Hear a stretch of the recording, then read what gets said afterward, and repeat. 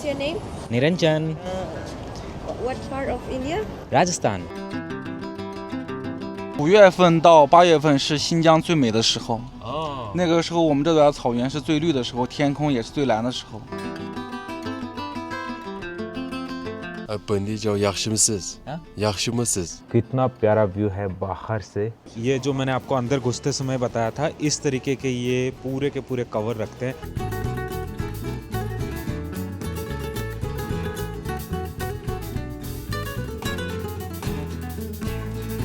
Hello everyone, welcome back. मैं हूं निरंजन। फ़िलहाल हूं चाइना के ग्वांगझो शहर के इंटरनेशनल एयरपोर्ट पाइयोन इंटरनेशनल एयरपोर्ट पे।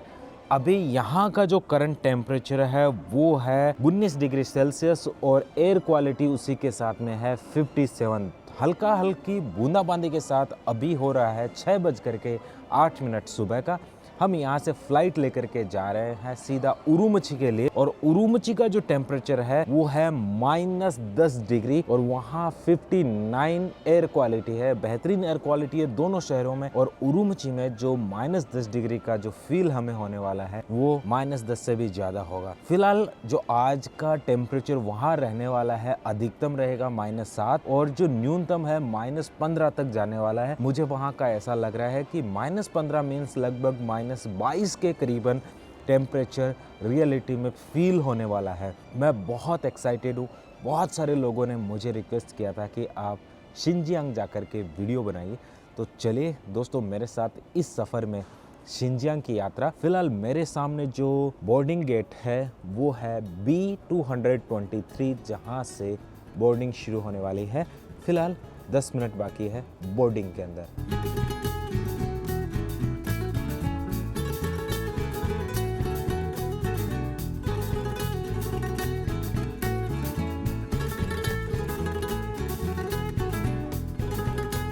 अगर आप कभी भी इस तरीके की मॉर्निंग में फ़्लाइट लेते हो तो दोस्तों सुबह हमेशा लेफ़्ट साइड की सीट लेना और विंडो सीट लेना मत भूलना, क्योंकि इस चीज़ की मैंने गलती की तो बाहर के जितने भी खूबसूरत दृश्य हैं उनको मैं उतने बेहतरीन तरीके से नहीं देख पा रहा हूँ जितना कि जो विंडो सीट पर बैठे हुए लोग देख रहे हैं। और ये दोनों जो कपल मेरे पास में बैठे हैं ये उन व्यूज़ का बहुत बेहतरीन तरीके से आनंद उठा रहे हैं। सच में अगर आपको कभी भी कहीं भी जाना है तो सूर्य की दिशा और उसके साथ में आपके उड़ने की जो प्लेन है उसकी गति और उसकी दिशा को देख करके अपनी प्लेन की टिकट बुक कीजिएगा। बाकी ऑनलाइन प्लेटफॉर्म पे भी इसका एक सजेशन मिलता है कि इधर से ये देखोगे तो व्यूज मिलेगा।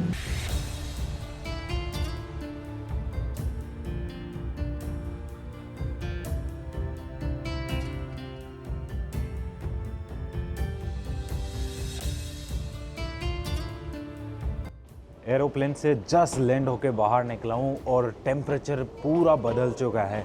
अभी बात करें तो दोस्तों टेम्परेचर हो रखा है -15 डिग्री। ये देखिए यहाँ पे -15 डिग्री, और जो हवा की रफ्तार है वो 14 किलोमीटर पर आवर की। और बाहर का जो दृश्य है उसमें आपको केवल और केवल आपको बर्फ़ ही बर्फ़ दिखाई पड़ेगी। यहाँ से तो थोड़ा कम दिखाई पड़ेगा क्योंकि ये एयरपोर्ट का इलाका है। ये हमारा हाइनान एयरलाइन जिसके अंदर हम आए थे, और अभी निकलते हैं सामने की तरफ इस तरफ से।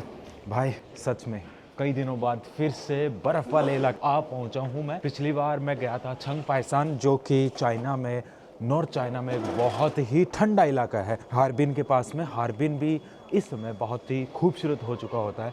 और बाकी देखो इस तरफ से भी एक बार व्यू दिखा देता हूँ, ये पूरा का पूरा व्यू यहाँ पे। और चलिए सामने चलते हैं, निकलते हैं। सब लोग जितने भी है इधर घूमने को आए हैं और वो भी व्लॉगिंग कर रहे हैं साथ में। यहाँ के जितने शाइन बोर्ड है वो भी आपको 3 लैंग्वेज में देखने को मिल रहे हैं, local language plus English plus Chinese. सुंदर एयरपोर्ट है उरुमची का एयरपोर्ट, जो कि शिनजियांग की राजधानी है। बहुत बड़ा है। ये जो लगेज वाले बेल्ट हैं वो 23 तक जाते हैं इधर से शुरू होकर के काफ़ी दूरी तक। वहाँ 23 लगेज बेल्ट काफ़ी बड़ा, और पर्यटक भी यहाँ पे लगातार आ रहे हैं। -15 डिग्री टेम्परेचर है और भी माइनस में जाएगा, लेकिन यहाँ ठंडी में जो मैनेजमेंट्स किया है सच में लाजवाब है। और एयरपोर्ट भी बहुत सुंदर है। एयरपोर्ट की एक चीज़ देखी मैंने, इनकी जो चेयर्स लगी रहती है उसके ऊपर यहाँ मोबाइल चार्जिंग के लिए अलग से जगह बनी होती है, और यहाँ पे भी बनी होती है, देखो इनके बीच में नीचे की तरफ। ये काफ़ी अच्छा है और टाइप सी भी मिलता है, मतलब मॉडर्न, ऐसा नहीं कि वो पुराना ट्रेडिशनल टाइप ए वाला ही सॉकेट हो।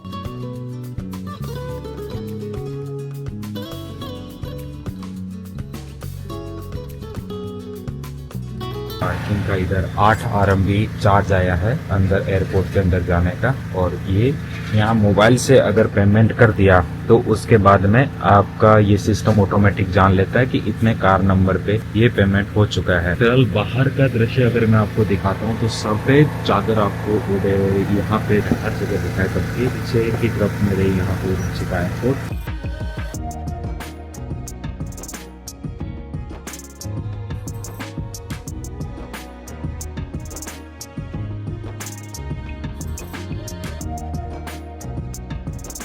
इस तरह से सड़क के ऊपर ब्रिज के नीचे आपको देखने को मिलेगा।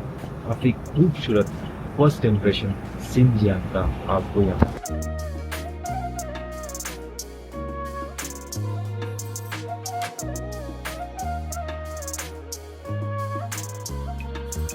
वैसे अगर आप ऑनेस्टली मेरा ओपिनियन देखो तो बहुत ही गजब का इंफ्रास्ट्रक्चर है और सड़कें बहुत ही बेहतरीन है। इसके अलावा जो बिल्डिंग्स है, डेवलपमेंट्स है, सड़कों के किनारे लगे हुए पेड़ पौधे हैं और जो सड़कों की क्वालिटी है, सच में लाजवाब।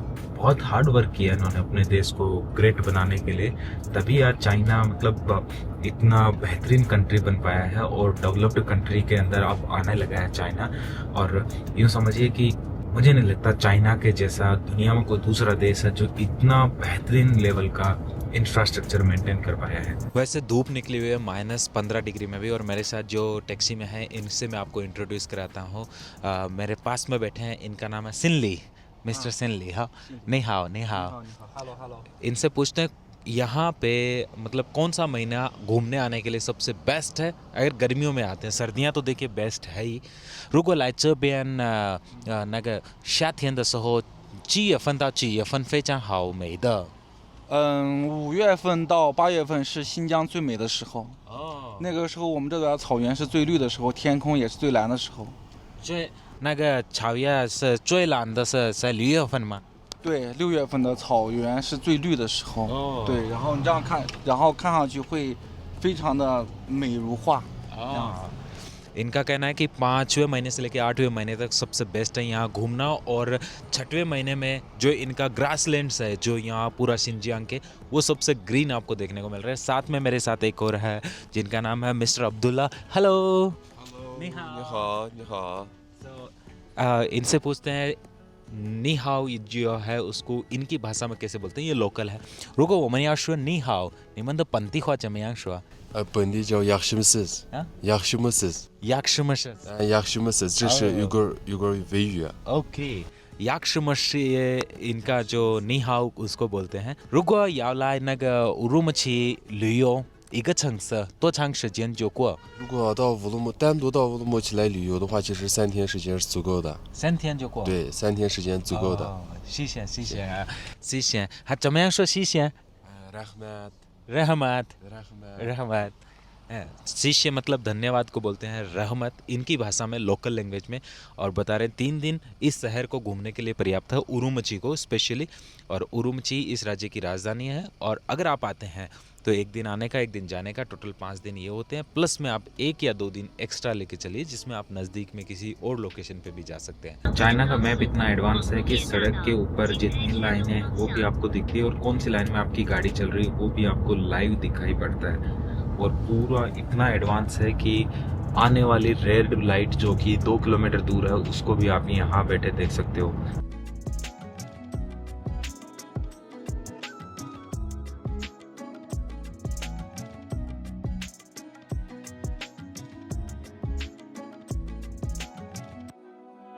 ये होटल है जिसमें हमें रुकना है, हॉलीडे इन एक्सप्रेस, और ये यहाँ पे बिल्कुल रेलवे स्टेशन के पास में है। सामने की तरफ है चीजियोदियन जो कि वहाँ पे आपको देखने मिल रहा है उस कोने पे। तो दोनों होटल पास पास में ही है। वैसे गाड़ी से उतरते ही जो ठंडी का एहसास होता ना, वो आपको ऐसे कपकपा देने वाला है। माइनस का टेम्परेचर सच में एक देखिए आपको एक छोटा सा एग्जांपल दिखाता हूँ। ये कोई यहाँ पे घूमने के लिए आया, इसने अपनी गाड़ी यहाँ पे खड़ी की, और अब ये गाड़ी आखिरकार कैसी दिखाई पड़ती है वो आप खुद देख सकते हो। ऐसे सामने की तरफ गाड़ियाँ खड़ी है, बहुत सारी चाइना की ब्रांड्स है, अमेरिकन ब्रांड्स है, निसान जो जापानीज़ ब्रांड्स है, वोल्क्सवैगन है, ये टोयोटो है, ये सारी गाड़ी आपको दिखाई पड़ रही है। इस गाड़ी में तो अपन आए थे, तो ये तो साफ़ है पूरी।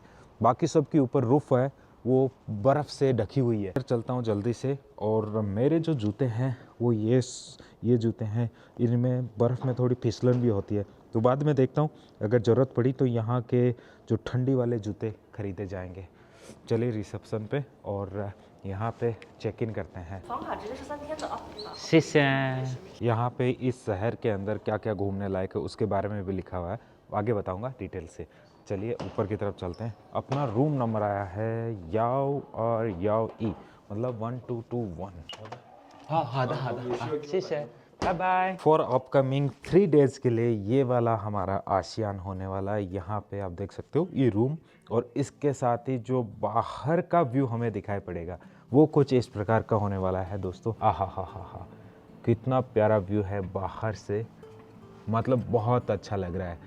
ये यहाँ से आप जो सड़क चल रही है उसको भी देख सकते हो, और साफ़ सफाई तो भाई एक नंबर है ही हर जगह। फ़िलहाल दोस्तों मैं अपने रूम से नीचे आ चुका हूँ, थोड़ा सोचा आपको घूम करके यहाँ का व्यू भी दिखा देता हूँ, आखिरकार यहाँ क्या चल रहा है और खाने पीने को क्या मिलता है। और मैं ज़्यादा कपड़े पहन के नहीं आया हूँ, ये सोच के कि थोड़ी ठंडी लगेगी तो जल्दी से वापस अपने कमरे में चला जाऊँगा। फ़िलहाल यहाँ का जो आम जनजीवन है वो आपको मैं पहले इंट्रोड्यूस कर देता हूँ। यहाँ पे ये बर्फ़ है उसको हटाने के लिए इस तरीके की जेसीबी टाइप का लगा हुआ है।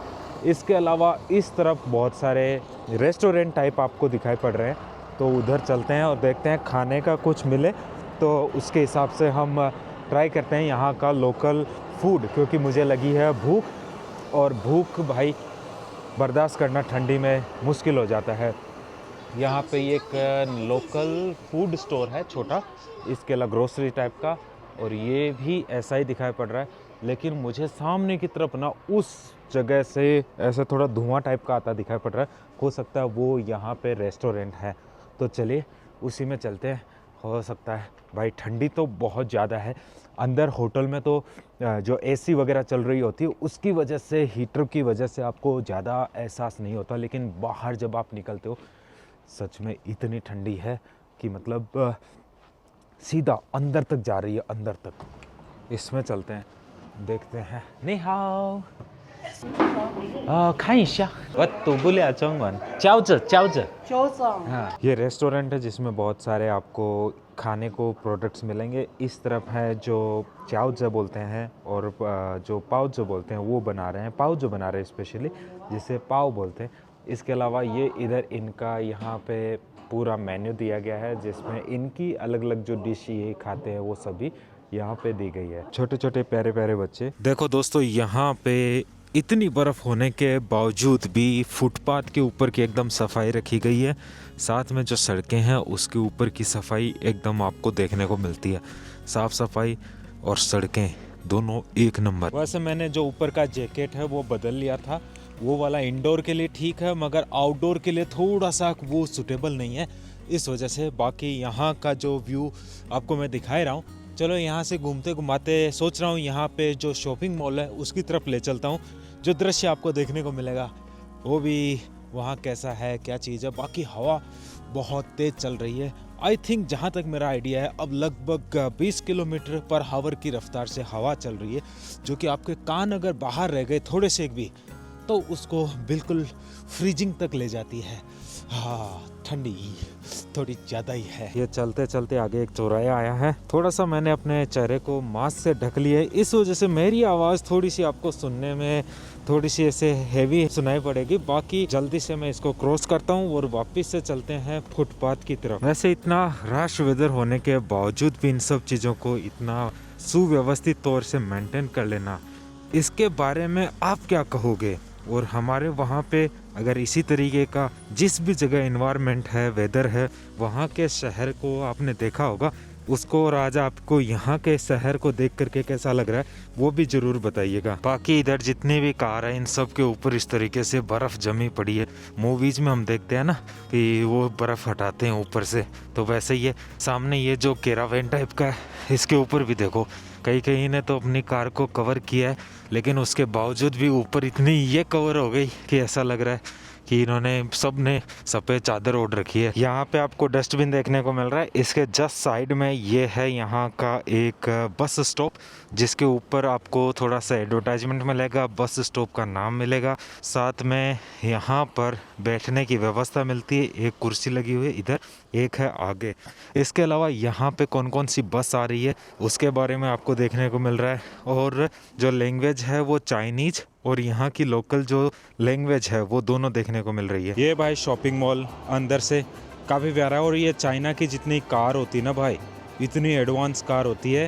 टाटा और महिंद्रा तो इनका 10% ही इनोवेशन कर पाती है। अब सोचिए उनका इनोवेशन अगर आप अच्छा मानते हो ना, तो वो इनके सामने ओनली 10% है, इनकी कारों के सामने।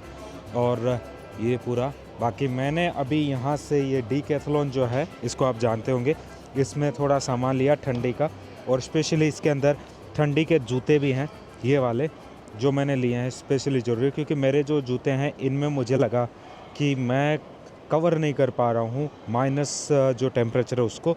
ये वाले जो जूते मेरे को काफ़ी हेल्प करेंगे।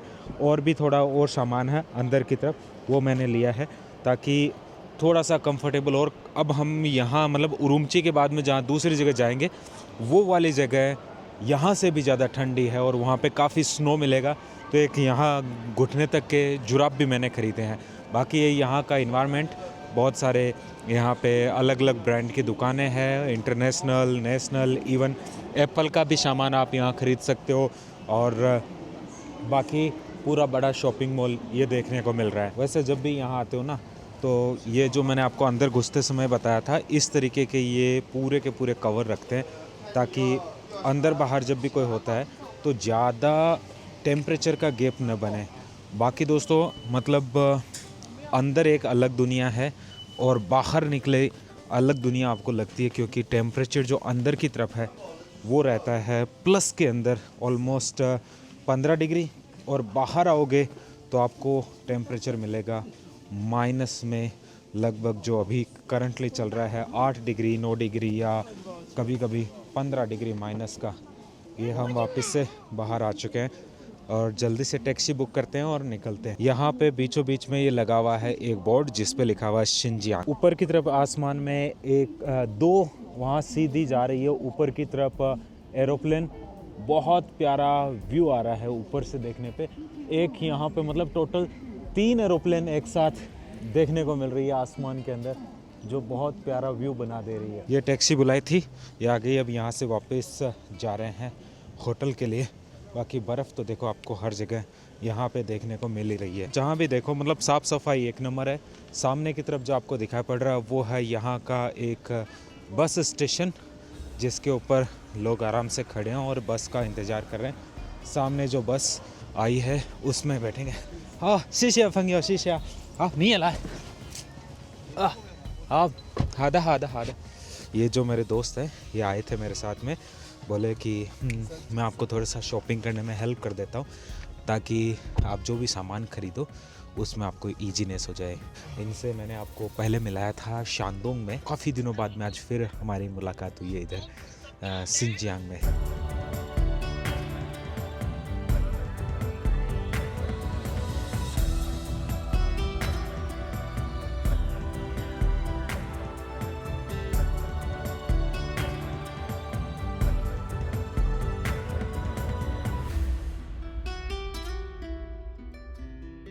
ये बस हमारी लग चुकी है। इस बस में बैठ करके अभी सभी लोग निकलने वाले हैं जो ग्रुप में जितना ट्रैवल कर रहे हैं।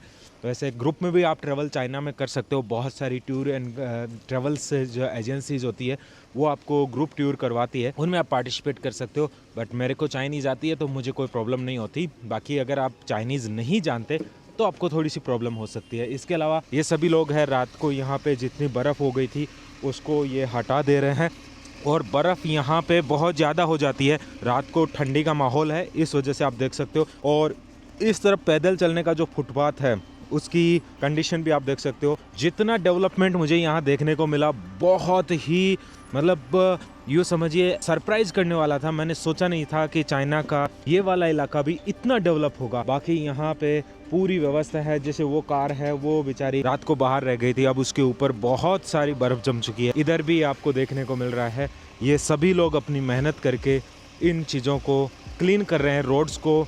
ये यहाँ पे नॉर्मल सुबह का ट्रैफिक।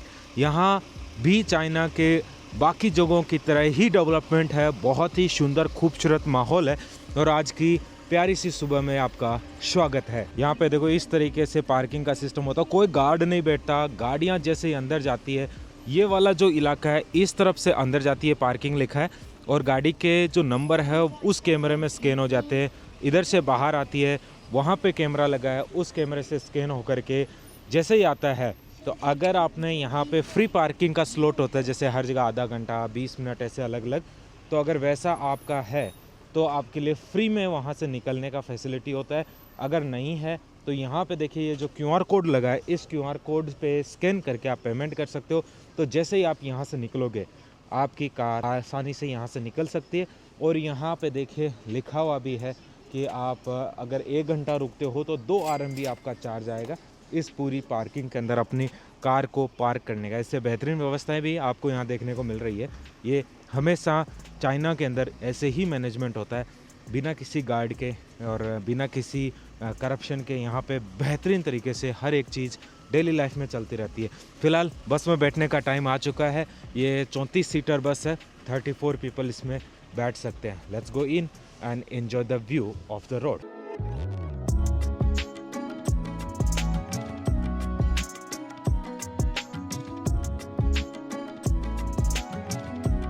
वैसे फ़िलहाल आपको लेके जा रहे हैं ये सिंजियांग का जो फेमस म्यूजियम है उसके लिए, ताकि मैं यहाँ का कल्चर आपको दिखा सकूँ।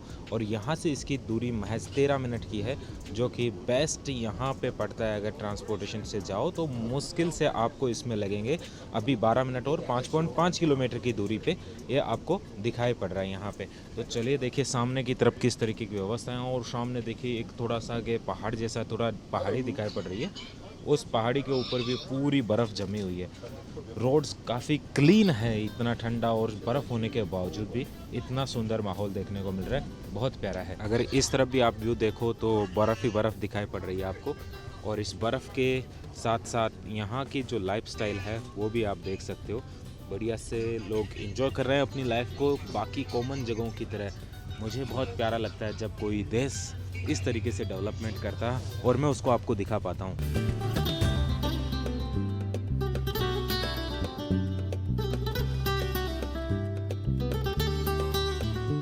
ये ऊपर की तरफ स्ट्रीट लाइट्स बोलते हैं, उन सभी के ऊपर का जो डिज़ाइन है वो इतना प्यारा है। ऐसे आंखों से देखते हो ना, एक के अंदर लाइट है दूसरी है, तो ये इतनी खूबसूरती बढ़ा दे रहा है इस रोड की।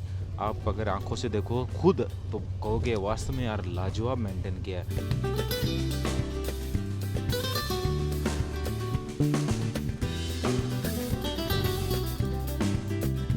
वैसे दोस्तों जितनी ये हाई राइजेस बिल्डिंग्स यहाँ देखने को मिल रही है, ऐसा लग ही नहीं रहा कि मैं चाइना के इस राज्य में घूम रहा हूँ।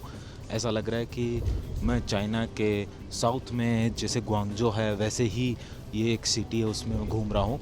बाकी जो डेवलपमेंट है यार, मतलब आप सोच भी नहीं सकते, उससे भी बेहतरीन, उससे भी कई गुना आगे का डेवलपमेंट यहाँ देखने को मिल रहा है। सड़कों के ऊपर जितने शाइन बोर्ड आपको इंग्लिश में, चाइनीज़ में, प्लस यहाँ की जो लोकल डायलेक्ट है, जो लोकल लैंग्वेज है, उसमें इन तीनों में देखने को मिलेगा। दोस्तों यहाँ पे इतना ज़्यादा ट्रैफिक है, इतनी मुझे एक्सपेक्टेशन तो बिल्कुल भी नहीं थी। ऐसे साइड में जो दिखाई पड़ रहा है वो सिंजियांग म्यूजियम आ चुका है। आगे से हम पार्किंग की तरफ जा रहे हैं। यह है सिंजियांग म्यूजियम का first impression. Let's go down and show you the first impression of this area। यह है दोस्तों यहाँ पे सामने की तरफ इस म्यूजियम को ये समझिए बहुत ही महत्वपूर्ण जगह बोलते हैं। बहुत ही प्यारा व्यू है सामने की तरफ, और इसके बाद ऊपर भी चाइनीज़ भाषा में, प्लस में यहाँ पे आपको यहाँ की जो लोकल लैंग्वेज है उसमें लिखा हुआ देखने को मिल रहा है। और ये जो लोकल लैंग्वेज है ये थोड़ा सा आपको भारत में उर्दू से मिलता जुलता आपको दिखाई पड़ रहा है, बट ये यहाँ की इस रीजन की उइगर लैंग्वेज भी बोलते हैं इसको। बहुत सारे पर्यटक भी यहाँ पे आए हुए हैं, बसों में बैठ करके आते हैं और यहाँ मतलब घूमने के लिए बहुत ही प्यारी जगह है। सबसे अंदर जा सकते हैं। देखिए चाइनीज़ भाषा में मिला है रूखो। रूखो का मतलब होता है He's from hello India. What's your name? Niranjan, What part of India? Rajasthan. Rajasthan. ये है यहाँ पे आई है इंडोनेशिया से, मलेशिया से। नहीं, you are from Malaysia right? Yes, ये मलेशिया से घूमने आई हुई है। Malaysia. और India, China. ये इनकी फ्रेंड है जिनको मलय लैंग्वेज आती है, और यहाँ से मेरे को मलय लैंग्वेज में आता है। तेरी कमाशी कहना। अभी अंदर चलते हैं। Passport. ओके वैसे जो पासपोर्ट वाले लोग हैं उनके लिए नंबर 1 डोर से एंट्री है। मैं नंबर 2 में आ गया था। Let's go to number 1। मैं और ये जो मलेशिया से आई हुई ग्रुप में है, अब इनको यहीं पे बस इंट्रोड्यूस हुआ था। ये भी व्लॉगिंग करती है तो ये भी अपना वीडियो रिकॉर्डिंग कर रही है। ये हम दोनों जा रहे हैं वापस 1 डोर की तरफ। वहाँ से अपने को टिकट लेना पड़ेगा और उस पर QR कोड होता है, शायद उससे डायरेक्टली इंटर होगा। क्योंकि चाइनीज़ों का जो इनका ID कार्ड होता है उसमें NFC जैसा सिस्टम होता है, तो ये उस मशीन पे टच करते ही मतलब इनकी सारी इन्फॉर्मेशन उसमें इनबिल्ट होती है। तो चाहे टिकट लेना हो या फिर और कुछ करना हो, उन सब के लिए आपको बस उस पर टच करना है मशीन पे। चाहे रेलवे स्टेशन हो, एयरपोर्ट हो, इतना एडवांस सिस्टम है इनका। भाई हमारा आधार कार्ड भी ऐसा ही एडवांस हो जाना चाहिए तो बहुत प्यारा हो जाएगा। बाकी ये लाइन लगी हुई है यहाँ पे, और इसमें 18 बजे तक ये लिखा है, ये खुला रहता है। थोड़ी थोड़ी ठंडी हो रही है इसलिए थोड़ा सा अपने कान है उसको मैं ढक लेता हूँ भाई, इस वजह से, क्योंकि अभी धीरे धीरे हवा चलने लगी है। ऊपर जो चाइना का फ्लैग है उसको भी आप देख सकते हो, हवा की वजह से वो भी लहराने लगा है। चलिए टिकट लेने की बारी आ चुकी है। यहाँ से टिकट लेते हैं। ल्यांग वाइगोरन शोवदा आओ शीशे। तो ये उधर से आए थे कि बोलो आपकी टिकट हम इधर करवाते हैं, उस वाले में वापस जाना है यहाँ से टिकट लेके। ये टिकट मिल चुकी है, बस इस QR कोड को स्कैन करना पड़ेगा। इनका जो नाम है वो है अनिस करके नाम है। शीशे मेरे पास तो लगेज है नहीं, डायरेक्ट अंदर जाते हैं। ये है मेन डोर जहाँ से इंटर होना है इस म्यूजियम में। अंदर का हीट मेंटेन रखने के लिए इस तरीके से ये आप ट्रांसपेरेंट यहाँ पे आपको प्लास्टिक कवर्स देखने को मिलते हैं जो डोर के ऊपर लगे रहते हैं।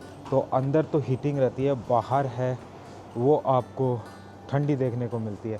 हम फाइनली आ चुके हैं। यह है फर्स्ट इम्प्रेशन इनके म्यूजियम का, जो ऐसा लग रहा है जैसे कि आप किसी 5 स्टार होटल में इंटर कर चुके हो। ऊपर से इसकी रूफ, इसकी लाइटिंग और इसकी जो हाइजीन क्लीनिंग है यहाँ की, इतनी हाईली मेंटेन्ड है, सच में वेरी अप्रिसिएटेबल, सो नाइस। वैसे इनके जो म्यूजियम है दोस्तों, मैं अभी आपको बोला ना, इनकी साफ़ सफाई और ये सब चीज़ें इतनी हाईली मेंटेन्ड होती है। हमारे वहाँ पे मतलब जो 5 स्टार होटल, कोई भी 5 स्टार होटल होती है, वो इनके म्यूजियम के इक्वल भी नहीं होती है। ये आपको सुनने में थोड़ा सा ऐसा अटपटा लग रहा होगा, बट आप अंदर से देखते हो। इसका भी इम्प्रेशन दिखाता हूँ। ये नेशनल म्यूजियम चाइना का है। हर तरीके से, चाहे बीजिंग चले जाओ, चाहे आप किसी भी राज्य में जाओ, उनके कल्चर को प्रिजर्व करते हैं और कल्चर की जो हेरिटेज वाली चीज़ें हैं उनको म्यूजियम में आपको देखने को मिलती है। चलिए अंदर से एक्सप्लेन करता हूँ आखिरकार यहाँ पे कल्चर से रिलेटेड क्या क्या है। लेट्स गो इन। वैसे इस म्यूजियम में टोटल 4 फ्लोर है। फर्स्ट फ्लोर पे जो number 1 exhibition hall plus cultural relic science and technology conservation centre है। इस म्यूजियम में आते ही आपको ट्रेडिशनल चाइनीज़ मेडिसिन के बारे में देखने को मिल रहा है। यहाँ पे भी इन्होंने इसके बारे में डिस्क्रिप्शन दिया है पूरा। TMC का जो ट्रेडिशनल चाइनीज़ मेडिसिन है उसके बारे में डिटेल से लिखा है, किस प्रकार से ये आपकी लाइफ है उसको ईजी करती है। इसके बारे में जो बुक्स है उनके बारे में भी देखने को मिल रहा है, और आगे और भी चीज़ें यहाँ पे है।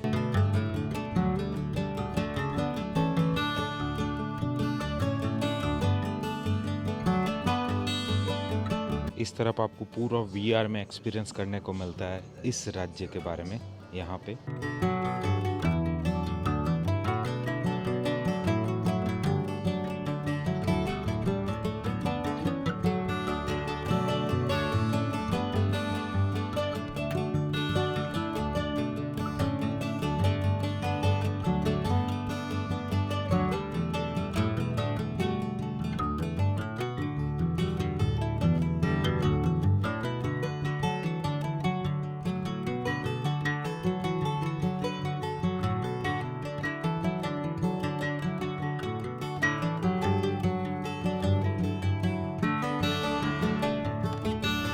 इस तरह बहुत सारे ऐसे कल्चरल रेलिक्स हैं जो कि बुद्धिज्म से रिलेटेड भी है।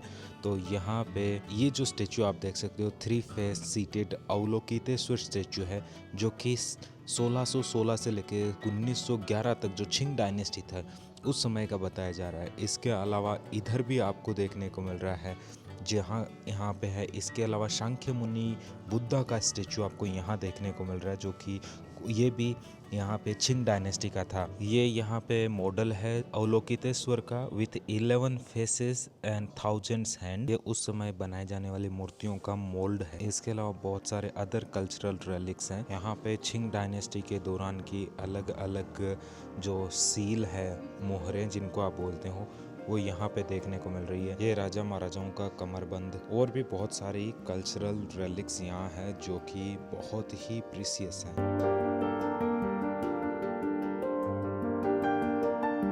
इसमें वुडन कार्विंग किया गया है, पूरा लकड़ी के ऊपर लिखा गया है, पूरा जैसे शिलालेख होते हैं वैसे। उस समय के बहुत सारे कॉपर कॉइन्स, राजा महाराजाओं का सुरक्षा कवच और धनुष। सोचा भी नहीं था कि यहाँ पे इतना बुद्धिज्म से संबंधित चीजें भी मिलेगी। ये जो सामने आप देख सकते हो, ये वज्रधारा नाम से आपको यहाँ पे इनका स्टेचू देखने को मिल रहा है। इनके बगल में आप देख रहे हो, ये यहाँ पे जो स्टेचू है वो है लामा स्टेचू। इसके अलावा यहाँ पे ये जो कोने में छोटा सा जो स्टेचू आपको दिखाई पड़ रहा है, यह अवलोकितेश्वर स्टेचू। ये सभी मिंग डायनेस्टी के दौरान के हैं, जो कि 1368 से लेकर के 1644 तक के हुआ करता था। ये वाला स्टेचू है ग्रीन तारा का। जो भी बुद्धिज्म से संबंधित है उनको इनके बारे में आसानी से पता है।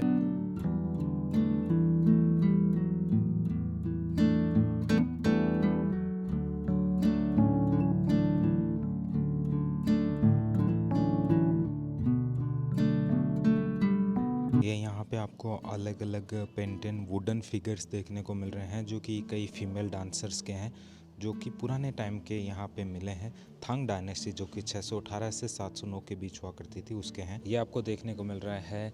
ये पेंटेड वुडन फिगर है लोकपाला का, जो कि स्टेपिंग कर रहे हैं एक डेमन के ऊपर। इसके अलावा बहुत सारे अनगिनत वुडन फिगर आपको यहाँ देखने को मिलेंगे। एक चीज यहाँ देखिए, आपको pig head with man body दिख रहा है। यहाँ पे क्ले फिगर है जो कि मुर्गे की हेड के साथ आदमी की बॉडी है। यहाँ पे आपको जो दिखाई पड़ रहा है वो है गॉड फिगर, बकरी का हेड है और इंसान की बॉडी है। यहाँ पे रेबिट खरगोश का हेड और नीचे इंसान की बॉडी।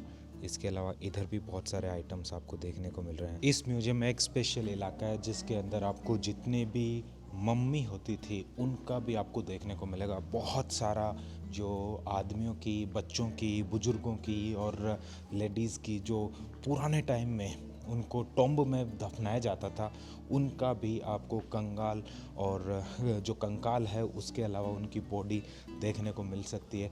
जो मैं यहाँ पे गया था, लेकिन वहाँ पे फिल्मिंग करना अलाउ नहीं है, इस वजह से मैं आपको दिखा नहीं सकता। बाकी अभी बहुत सारा इलाका बचा है, डिटेल से पूरा वीडियो देखिएगा। अभी आगे बहुत कुछ आपको देखने को मिलेगा।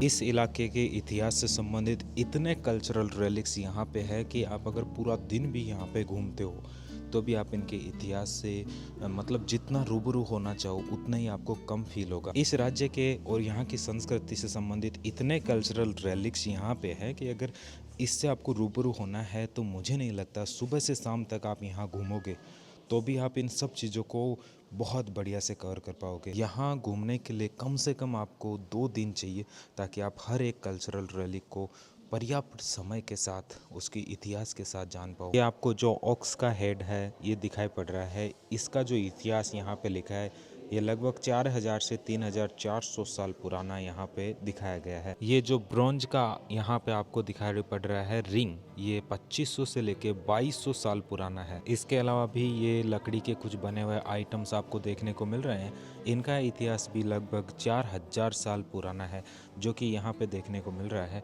ये अलग अलग प्रकार के अलग अलग आइटम्स यहाँ पे हैं। देखो छोटा सा बच्चा है मगर हर एक आइटम को यहाँ इंट्रोड्यूस कर रहा है, ये मैंने देखा। मतलब आप सोचिए इतना छोटे बच्चे को इनके सारे इतिहास के बारे में पता है और ये गाइड है यहाँ पे इस म्यूजियम के बारे में। सोचिए जब लोग अपने देश से इतना प्यार करते हैं कि छोटे बच्चे को भी उनके छोटे छोटे से लेके बड़े इतिहास के बारे में पता है, हज़ारों साल पुराने ये सभी आइटम्स ये छोटे बच्चे जितना भी ग्रुप टूर में लोग आ रहे हैं उन सबको इंट्रोड्यूस कर रहे हैं।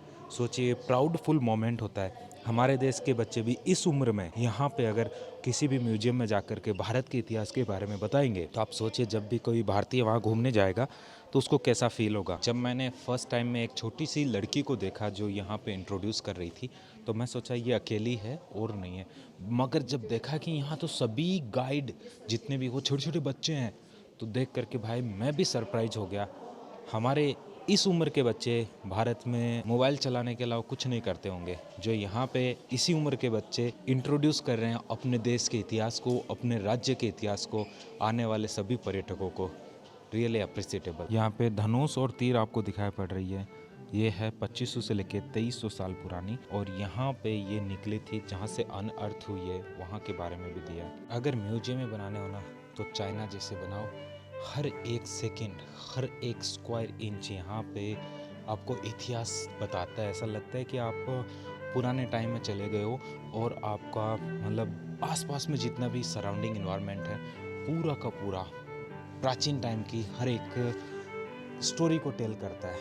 मतलब सच में बहुत प्यारा लगता है जब आप हज़ारों साल पुरानी चीज़ों को इतने वेल मेंटेन तरीके से देखते हो अपने आसपास में। अभी इधर देखिए एक वाद्य यंत्र देखने को मिल रहा है।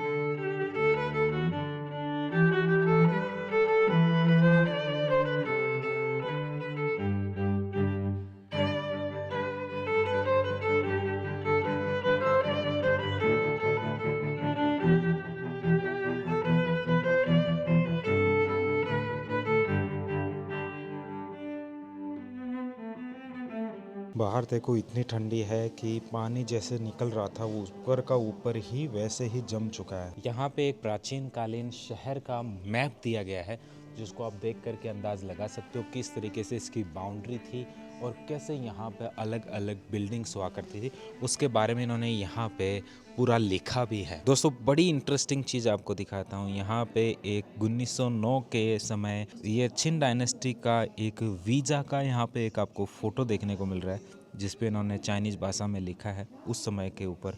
अगर इस इलाके में आपको घूमना था तो आपका पर्सनली वीज़ा बनता था।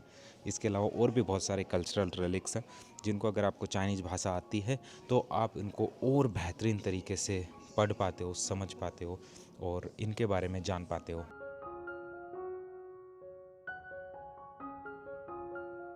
म्यूजियम देखने के बाद में दोस्तों मैं आपको लेके जा रहा हूँ वापस अपने होटल की तरफ और वहाँ से हम शाम को डिनर करेंगे। और आज के वीडियो को हम इसमें ये सारी जो फर्स्ट इंप्रेशन है शिनजियांग का जो मैं आपको इसमें कवर करके दिखा रहा हूँ।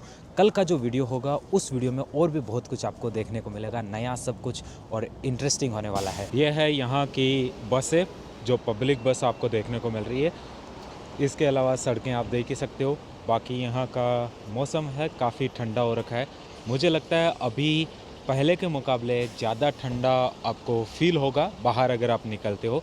और बहुत सारे लोग हैं जो आपको जो अलग अलग तरीके का आइटम्स है वो बेचते हुए भी जगह जगह देखने को मिलेंगे। अभी जो टेम्परेचर है -9 है और ये टेम्परेचर वैसे देखे तो काफ़ी ठंडा होता है। बाहर है काफ़ी ठंडी तो बस के अंदर बैठता हूँ ताकि थोड़ी सी ठंडी से आराम मिल सके।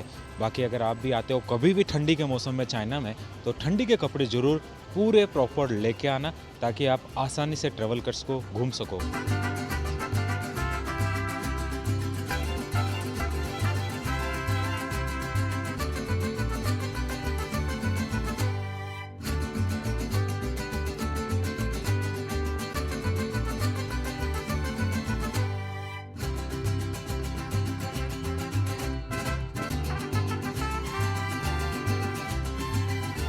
ये यहाँ का एक रेस्टोरेंट है जिसमें हम लोग अभी खाना खाने के लिए जा रहे हैं और जो अंदर की तरफ यहाँ पे स्वागत करने को खड़े हैं उन लोगों ने भी इसी तरीके से ड्रेस पहन रखी है। देखिए सामने की तरफ आपको दिखाई पड़ रहे हैं वो लाल कलर में आपको रास्ता गाइड कर रहे हैं। अंदर से जो डिजाइनिंग है वो भी बहुत ही खूबसूरत है। इनकी जो लाइटिंग वगैरह आपको देखने को मिल रही है, सामने जो झूमर वगैरह लगे हैं और भी डिज़ाइनिंग है और ये इनकी पारंपरिक वेशभूषा में आपको देखने को मिल रही है। शिनजियांग प्रांत की जो वेशभूषा थी उसमें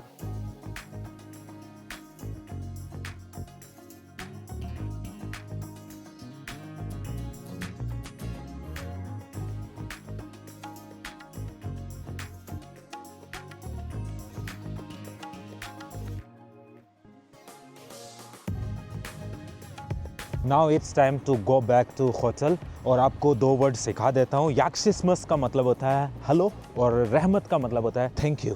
चलिए बस में बैठते हैं और चलते हैं होटल के लिए फिर से।